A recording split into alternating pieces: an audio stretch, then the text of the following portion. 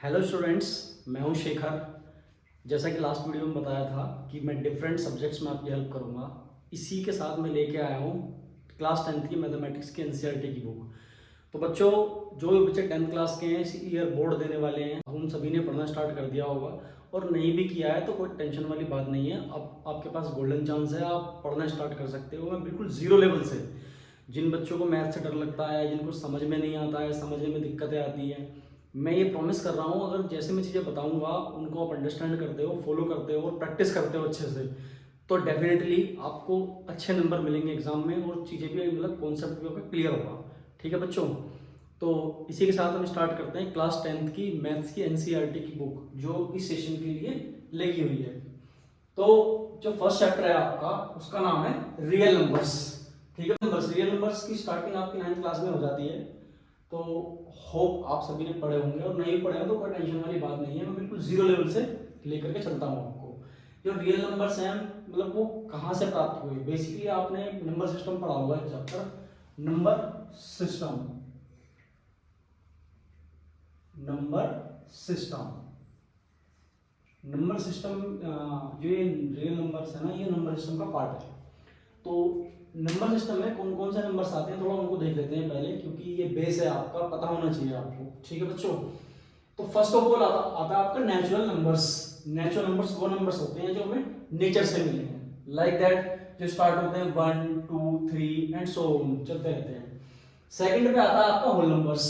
ये आपने 6 7 8 और 9 में सब पढ़े हुए हैं। मैं बस रिवाइज कर रहा हूँ क्विकली एक बार आपको, ताकि चीजें अंडरस्टैंड करने में दिक्कत ना आए आपको। तो होल नंबर्स जैसे स्टार्ट होते हैं आपके 0 से, 0 1 2 3 एंड सो ऑन। देन इसके बाद आता है आपका इंटीजर्स। इंटीजर्स तो पढ़े होंगे आपने।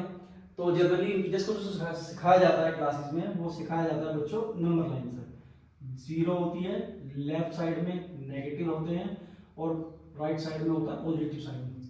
ठीक है बच्चों, नेगेटिव में इनफाइनाइट होते हैं और पॉजिटिव में इनफाइनाइट नंबर्स होते हैं। तो ऐसे ही, और उसको बच्चों रिप्रेजेंट किया जाता है कैपिटल जेड से। इंटीजर्स को जो रिप्रेजेंट किया जाता है वो किया जाता है कैपिटल जेड से। स्टार्ट होते हैं माइनस से लेकर कर -3 2 1 0 with including and so on, plus में चलते रहते हैं। फिर उसके बाद आता है आपका रेशनल नंबर्स। ये भी आपने 7th में पढ़ लिए होंगे। वो रेशनल नंबर्स वो सभी नंबर्स होते हैं जिनको आप p अपॉन क्यू की फॉर्म में रिप्रेजेंट कर सकते हो। यहाँ पे कुछ कंडीशन होती है बच्चों, सर पी क्यू जो है इंटीजर्स होनी चाहिए और q 0 नहीं होगा। अब आप कहोगे सर इंटीजर तो होते हैं, बट ये कंडीशन होती है कि डिवाइड में कभी भी 0 नहीं आ सकता। लाइक दैट एग्जांपल, जैसे 7/9 0 2/10। अब 0 p हो सकता है, बट क्यों नहीं हो सकता? क्यों हो सकता है? क्योंकि 0 के अपॉन में 1 लगा दोगे तो ये रेशनल नंबर बन जाएगा, p अपॉन q की फॉर्म मिल जाएगी आपको। अब आता है इरेशनल नंबर्स। इरेशनल नंबर्स वो नंबर्स होते हैं जिनको हम p अपॉन q की फॉर्म में रिप्रेजेंट नहीं कर सकते। लाइक दैट, से पाई हो गया आपका, √2 हो गया, √3 √5, ये सभी नंबर्स ऐसे हैं जिनको आप रेशनल नंबर्स नहीं कहते हैं। ठीक है, अभी मैं इसको डायग्राम से भी एक्सप्लेन करूंगा और अच्छे से आपको चीजें क्रिस्टल क्लियर हो जाएंगी। इस डायग्राम के हेल्प से समझने का प्रयास करते हैं। रियल नंबर्स होते क्या है, बेसिकली रेशनल और इरेशनल नंबर्स को ही हम क्या बोल देते हैं, रियल नंबर्स को आप इस तरह से एज्यूम करें कि आपके पास एक थैला है और उस थैले में रेशनल और इरेशनल दोनों टाइप के नंबर मिक्स हैं। आप उसमें हाथ डाल करके अगर कुछ सामान निकाल रहे हो उस थैले से, तो कोई भी नंबर निकल सकता है, इरेशनल भी और रेशनल भी। अब ये इस तरीके से वर्क करता है कि पहले नेचुरल नंबर्स होते हैं, फिर होल नंबर्स, देन इंटीजर्स, फिर रेशनल, और इरेशनल नंबर का पूरा पार्ट ये है। तो ये पूरे चार्ट का जो पर्पस है बनाने का, वो आपका यही है कि आप समझ पाओ कि what is the real numbers. Real numbers होते क्या हैं। तो रियल नंबर्स बच्चों इस तरीके से हम एक्सप्लेन कर सकते हैं कि रियल नंबर्स रेशनल और इरेशनल नंबर्स के कॉम्बिनेशन को बोलते हैं। अभी मैंने आपको डायग्राम की हेल्प से रियल नंबर्स को समझाया था, एक्सप्लेन किया था। अब हम समझते हैं डेफिनेशन। देखो, रियल नंबर्स की डेफिनेशन आपसे कोई पूछने वाला तो है नहीं, बट आपको पता होना चाहिए।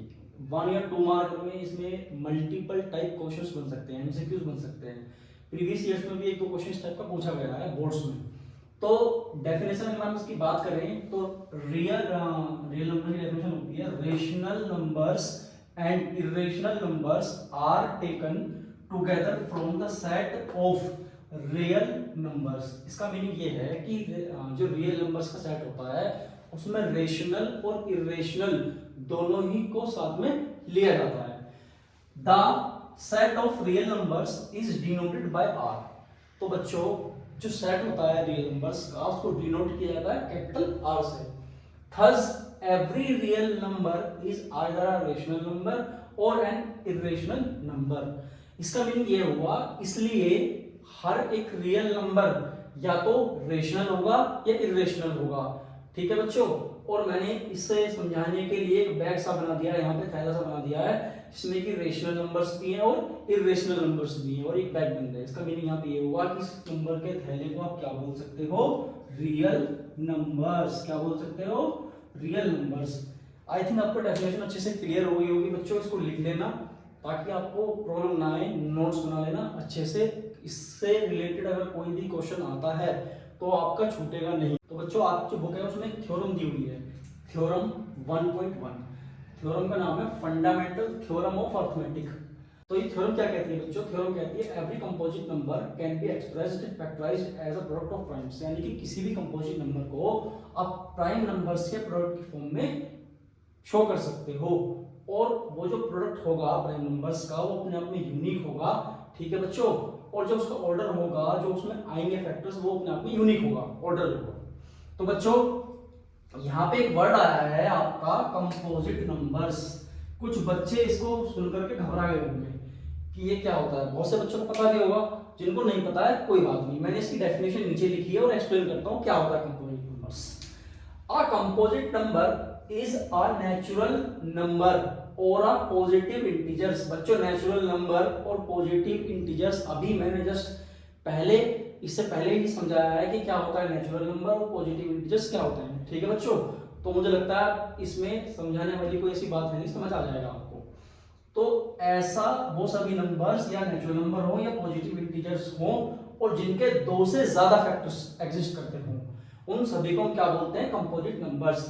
अब जैसे एग्जांपल के लिए मैंने ले लिया है 15। इसके जो फैक्टर्स होते हैं 1 भी होता है, 3 भी होता है, 5 भी होता है, 15 भी होता है, इसीलिए हम इसको क्या बोल सकते हैं, कंपोजिट नंबर। आई होप आपको ये समझ आ गया होगा कि फंडामेंटल थ्योरम ऑफ अर्थमेटिक क्या होती है, क्या एक्सप्लेन करना चाह रहा है इस थ्योरम में ये, तो आपको ये समझ में आ गया होगा उम्मीद है। ठीक है बच्चों, ये थ्योरम बहुत इंपॉर्टेंट है बच्चों, इसको अच्छे से समझ लेना, अंडरस्टैंड कर लेना, लिख लेना। ठीक है, कोई डाउट आता है तो कमेंट सेक्शन में आप बता दें। तो बच्चों और हम क्या कंक्लूजन निकाल सकते हैं इस थ्योरम से, वो समझाता हूँ आपको। बेसिकली इस थ्योरम से और क्या क्या कंक्लूजन निकलते हैं। फर्स्ट है every composite number I hope आपको समझ आ रहा होगा, can be factorised as a product of primes. Prime तो आपको पता ही होगा क्या होता है। प्राइम नंबर्स वो नंबर्स होते हैं जिनका 1 के अलावा और खुद के अलावा कोई फैक्टर नहीं होता है, सिर्फ 2 फैक्टर्स एग्जिस्ट करते हैं। और प्रोडक्ट का मतलब आपको पता ही होगा, प्रोडक्ट का मतलब होता है बच्चों मल्टीप्लिकेशन। यानी इस थ्योरम से पहला पॉइंट कंक्लूजन का क्या निकल के आता है, वो निकल के आता है कि किसी भी कंपोजिट नंबर को हम प्राइम फैक्टर्स की फॉर्म में रिप्रेजेंट कर सकते हैं। सेकंड पॉइंट है composite number it can be factorised as a product of prime numbers in a unique way. इसका मीनिंग ये हुआ कि किसी भी कंपोजिट नंबर के अगर आप फैक्टर्स करेंगे, जो उसका प्रोसेस होगा फैक्टराइजेशन करने का, वो अपने आप में यूनिक होगा। यूनिक मतलब उसका जो प्राइम नंबर्स आएंगे वो अपने आप में यूनिक होंगे। थर्ड पॉइंट है आपका जो कि बहुत इंपॉर्टेंट है कि द प्राइम फैक्टराइजेशन जो होती है नेचुरल नंबर्स की, प्राइम फैक्टराइजेशन जो होती है नेचुरल नंबर्स की, वो एक यूनिक वे में होती है except for the order of its factors. यानी कि अपने आप में जो फैक्टर्स होंगे वो तो यूनिक होंगे, बट उसके ऑर्डर्स के बारे में हम कुछ नहीं कह सकते उसको छोड़ करके। जैसे कि एग्जांपल लिया है, कोई एक नंबर है हमारे पास, उसके हमने फैक्टर किए तो 2 into 3 into 5 into 7 आया, तो ये ऑर्डर सेम होगा किसके जैसे, इसके तरह 3 into 5 into 7 into, यही सेम नंबर है लेकिन इसका ऑर्डर चेंज कर दिया। तो यानी कि सिर्फ इसके ऑर्डर के बारे में हम कुछ नहीं कह सकते कि वो यूनिक होगा कि नहीं होगा, बट हाँ ये ऑर्डर किसी भी फॉर्म में हो बट प्राइम नंबर्स यूनिक होंगे और अपने आप में इक्वल होंगे। किसी भी कंडीशन के लिए इस टाइप की। तो आई होप आपको इसका कंक्लूजन भी समझ में आ गया होगा। तो बच्चों थ्योरम आपने समझ लिया अच्छे से, उसको लिख भी लिया होगा आई होप। नहीं लिखा तो थोड़ा बैक जाके वीडियो में स्क्रीनशॉट ले लेना फोन का और उसको बाद में सेव अपना राइट कर लेना कॉपी में। तो बच्चों अब हम समझते हैं इसकी एप्लीकेशन। हमने थ्योरम को अंडरस्टैंड कर लिया, तो इसका यूज क्या है, हम इसको एग्जैक्टली वर्क में अप्लाई कैसे करेंगे। तो in general given a composite number x we factorise it as, अगर मान लो हमें कोई एक कंपोजिट नंबर दिया है x, उसको हमें फैक्टराइज करना है, तो हम कैसे करेंगे, x के कुछ फैक्टर आए हैं जो कि p1 p यानी कि prime factors, prime factor 1 prime factor 2 and so on pn तक जा रहा है। इसका मीनिंग क्या है, यहाँ पे जो p1 p2 and dash dash dash pn जो है आर प्राइम प्राइम प्राइम से क्या बच्चों प्राइम नंबर्स है, मैंने बता दिया आपको। If we combine the same primes, अगर हम सेम यानी कि जो अगर इसमें p1 p2 p3 जो भी नंबर होंगे वो सेम नंबर होंगे, अगर उनको कंबाइन करना चाहेंगे तो हम कैसे कंबाइन करेंगे बच्चों, तो we will get powers of primes. तो हम जो सेम नंबर्स होते हैं प्राइम्स के, प्राइम नंबर में, उनको पावर्स की फॉर्म में रिप्रेजेंट कर देते हैं। मैंने एक एग्जांपल लिया है बच्चों, एक बड़ा सा एग्जांपल लिया है 3 2 7 6, जिससे आपको चीजें समझ में आ रहा है। इसके मैंने फैक्टर किए तो 2 into 2 into 2 into 3 into 3 into 3 into 5 into 7 into 13 into 13। अब इसका मीनिंग क्या है, मैंने बताया कि P1 P2 P3 आ रहा है, यानी कि इनको P1 P2 P3 मान लीजिए। अब इसमें सेम प्राइम क्या है, ये सेम प्राइम है, ये भी सेम प्राइम है, बट ये दोनों डिफरेंट हैं, ये सेम है। तो हम इसको कैसे रिप्रेजेंट कर सकते हैं, 2 की पावर 3, बिकॉज 2 3 टाइम्स आया है यहाँ पर, तो 2 की पावर 3। सेम ऐसे ही यहाँ पे 3 टाइम्स आया मल्टीप्लाई में, तो 3 की पावर 3 और 5 1 टाइम आया तो 5 ऐसे ही रिप्रेजेंट कर दिया। 7 एज इट इज आ गया, 13 2 टाइम्स है तो 13 की पावर 2। आई होप आपको समझ आ गया होगा कि हम किस तरीके से इस थ्योरम का यूज करेंगे और फैक्टराइज करेंगे चीजों को। तो बच्चों इसके और एप्लीकेशंस को हम समझते हैं जिनसे आपके एक्सरसाइज में हेल्प होगी क्वेश्चंस को सोल्व करने में। तो finding of HCF and LCM of positive integers. तो आपने सभी ने HCF का नाम सुना होगा बच्चों, नहीं सुना तो सुन लीजिए, ठीक है। जिसको नहीं आता है वो सीख लीजिए, जिसको आता है उसका रिवीजन हो जाएगा। HCF क्या होता है, product of the smallest power of each common prime factor in the numbers. यानी कि अगर आपने किसी नंबर के फैक्टर किए, किन्हीं भी 2 और 3 नंबर्स के, उनमें जो भी प्राइम फैक्टर्स हुए, उनमें किसी भी प्राइम की जो सभी में प्राइम कॉमन है, प्राइम नंबर कॉमन है और स्मॉलेस्ट पावर है, उसी को बोलते हैं हम HCF। जिसमें कोई भी कॉमन नहीं आता उसका 1 हो जाता है, पता होगा तो आपको। सेम LCM क्या होता है, प्रोडक्ट LCM क्या होता है इसको देखते हैं। Product of the greatest power of each prime factor involve in the numbers. यानी कि किसी भी 2 एंड मोर देन 2 नंबर्स के अगर आप प्राइम फैक्टर्स कर रहे हो तो उसमें प्राइम नंबर्स की सबसे बड़ी पावर जो होती है वो, और बाद में लास्ट में जो नंबर्स प्राइम बचे हुए हैं उनको मल्टीप्लाई करके लिख देते हैं, उसी को हम बोलते हैं LCM। इसकी फुल फॉर्म होती है लीस्ट कॉमन मल्टीपल, और HCF की फुल फॉर्म होती है हाईएस्ट कॉमन फैक्टर।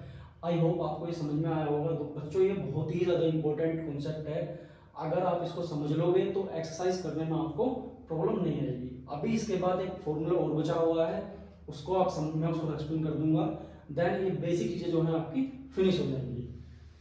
तो स्टूडेंट्स ये आपका लास्ट कॉन्सेप्ट है, एक्सरसाइज 1.1 को स्टार्ट करने से पहले आपका ये लास्ट कॉन्सेप्ट है और इतना इंपॉर्टेंट है बहुत ज़्यादा। मोस्टली क्वेश्चंस आपके इससे सॉल्व होंगे एक्सरसाइज के, इसको अच्छे से समझ लो।